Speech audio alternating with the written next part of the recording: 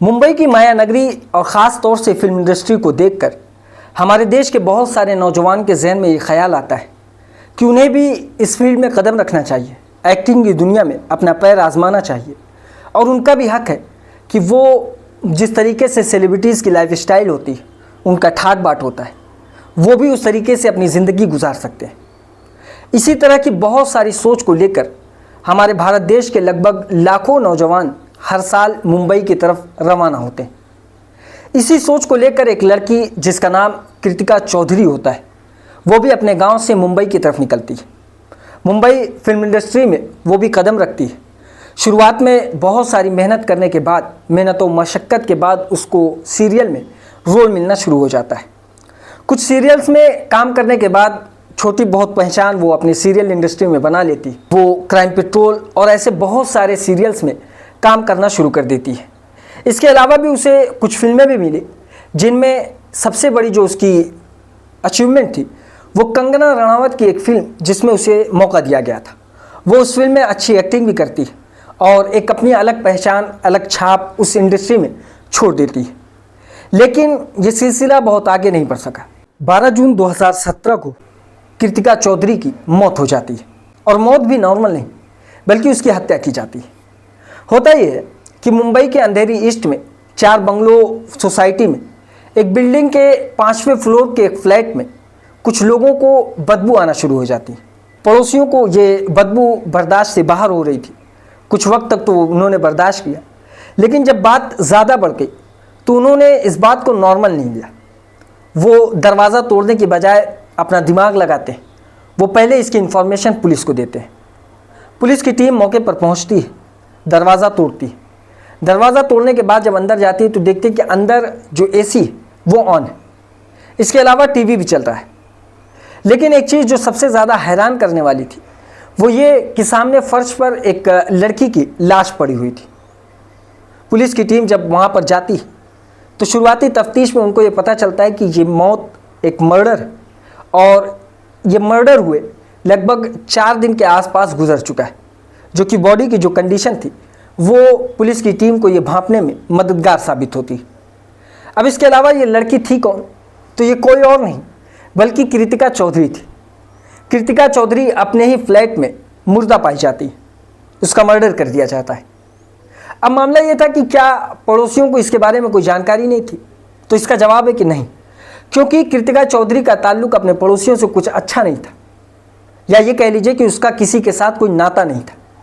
वो चुपचाप अपने बिल्डिंग में आती, अपने फ्लैट में जाती और वापस सुबह अपने काम पर चली जाया करती थी।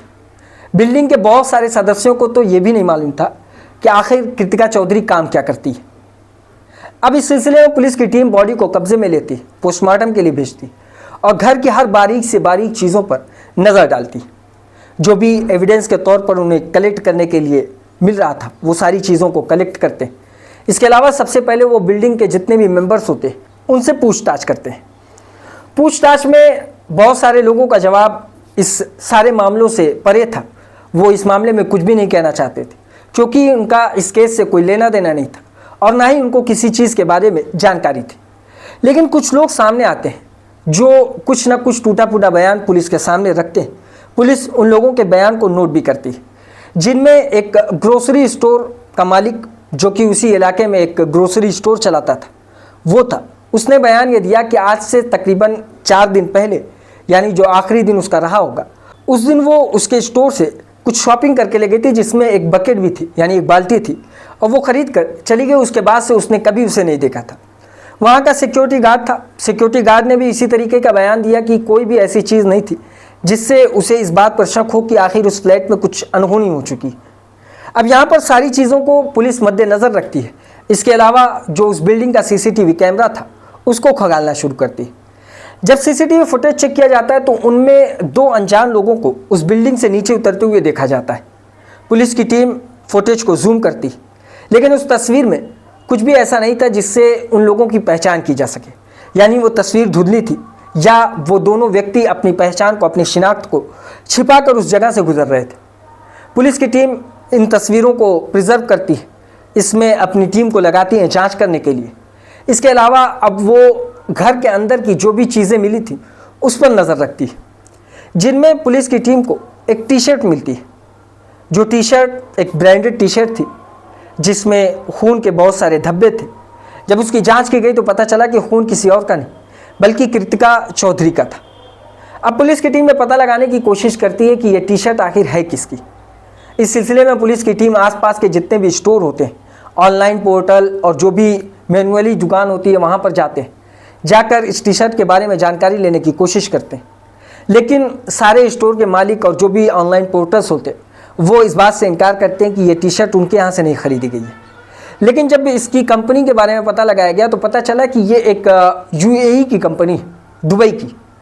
पुलिस की टीम दुबई की उस कंपनी से कांटेक्ट करती है, उससे जानकारी निकालने की कोशिश करती है कि आखिर ये टी शर्ट किसने ख़रीदी थी और कहाँ पर डिलीवर हुई थी। तो इसके बारे में बहुत सारी लिस्ट आती है, बहुत लंबी लिस्ट आती है, जिनमें उस तरीके की टी शर्ट ख़रीदने वालों का नाम, नंबर, बहुत सी ऐसी चीज़ें थी। पुलिस की टीम को तो इस जांच में घुसने के लिए बहुत वक्त चाहिए था। फिर भी महीने भर की तफ्तीश होती है, कुछ खास नहीं मिलता है। लेकिन जब पुलिस की टीम दोबारा सीसीटीवी फुटेज को बारीकी से देखती है तो उनमें उनसे एक चीज़ छूटती है। वो ये कि जो दो व्यक्ति उस बिल्डिंग से उतरते हैं, जब वो बिल्डिंग के अंदर जा रहे थे तो उनके शरीर पर जो कपड़े थे उनमें एक ये टी शर्ट भी थी। यानी ये कंफर्म हो जाता है ये टी शर्ट हत्यारे की। हत्यारे ने इस बिल्डिंग के उस फ्लैट में गया, वहाँ जाकर हत्या की और हत्या करने के बाद फिर वो वापस उसी दिशा से दूसरी टी शर्ट चेंज करके उतर आता है। पुलिस की टीम अब इसके बारे में और जांच करती है, अपने मुखबिरों को लगाती है, लोगों से पूछताछ करती है कि आखिर ये दो व्यक्ति हैं कौन। इस सिलसिले में जब पुलिस की तफ्तीश आगे बढ़ी तो पता चला कि जो कृतिका चौधरी थी उसके मोबाइल में बहुत सारे नंबर हैं, जिनमें कुछ नंबर कॉमन हैं, जिन पे कई मरतबा बात की गई। लगभग 2 साल का उसके मोबाइल का डेटा निकाला जाता है। उनमें कुछ नंबर कॉमन्स होते हैं जो जिन पर कई मरतबा बात की जाती है और बात भी कुछ ऐसी होती है जो शॉर्टकट में कही जाती हो, और इसके अलावा उसका जो ड्यूरेशन है वो भी बहुत ज़्यादा नहीं होता। जब पुलिस की टीम इस नंबर के बारे में पता लगाती है तो पता चलता है कि ये नंबर इसी मुंबई के रहने वाले एक ड्रग डीलर का है जिसका नाम शकील होता है।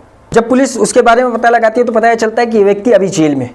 पुलिस की टीम जेल जाती है, उससे पूछताछ करती है। पूछताछ में पता चलता है कि असल में जेल में बंद जो व्यक्ति है उसी ने कृतिका चौधरी को अलग अलग वक्त में लगभग 2 सालों से ड्रग सप्लाई कर रहा है। और ड्रग सप्लाई करने के लिए उसके जो कारगर हैं, जो काम करते हैं उसके लिए, वो उसे उसके फ्लैट में लेकर जाकर ड्रग सप्लाई करते थे। अब पुलिस को ये पता चला कि जो हत्यारा हो सकता है, यानी जो तस्वीर पुलिस को मिली थी सीसीटीवी कैमरे से, जब उसे दिखाया गया उस मेन मास्टरमाइंड से जो कि ड्रग सप्लाई करता था, तो उसने पहचान की कि इनमें एक व्यक्ति है जो कि उसी का सप्लायर है। जब पुलिस की टीम को इसके बारे में पता चला तो पुलिस की टीम उसकी तलाश करती है। उसकी तलाश करने के बाद उसे गिरफ्तार किया जाता है। गिरफ्तार करने के बाद जब उससे पूछताछ की जाती है तो इसके पीछे की सारी कहानी सबके सामने आती है। होता यह है कि असल में ये व्यक्ति कृतिका चौधरी को ड्रग सप्लाई करता था और ड्रग के लिए जो वो पैसा दिया करती थी उसका जो लेन देन था वो मामला थोड़ा रुक कर चल रहा था। यानी कभी वो पैसा देती, कभी कुछ दिन का वादा करती। इस तरीके से वो उधारी पर भी काम किया करती थी। 6,000 रुपये कृतिका चौधरी के ऊपर उधार थे। इस दौरान जो सप्लायर था वो किसी मामले में गिरफ्तार हो जाता है, जेल चला जाता है। लेकिन जेल से वापस आने के बाद फिर वो ये फैसला करता है कि वो कृतिका चौधरी से वो 6,000 रुपये वापस लेने जाएगा।